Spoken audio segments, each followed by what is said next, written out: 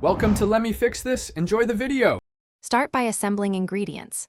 4 medium potatoes, 1/2 cup Besan chickpea flour, 2 tablespoon butter, 4 pav buns and oil for frying. Boil and mash the potatoes until smooth, then mix in 1 small chopped onion, 2 green chilies, 1 tsp grated ginger, 1 tsp salt, and 1/2 tsp sugar. Temper 1 tsp mustard seeds and 8 curry leaves in 1 tablespoon oil. Stir into the potato mix, and form 6 equal patties for the vadas. Whisk the batter to a medium-thick consistency.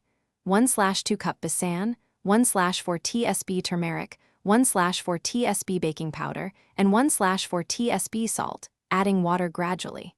Heat oil to about 350 degrees F. Use a thermometer for consistent frying. Dip each potato patty into batter. Lightly coat with 1 tablespoon semolina for extra crunch, and fry 3 to 4 at a time until golden brown and crisp, about 3 to 4 minutes per side.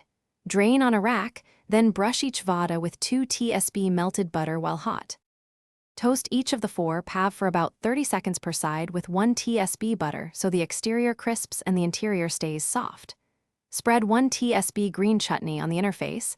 Add 1 tsp dry garlic chutney or a pinch of red chili garlic powder for heat, and place a hot, buttered vada into the bun.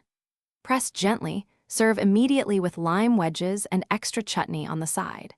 For consistent sandwiches, use roughly 3.5-inch pav so the vada fits without overflowing.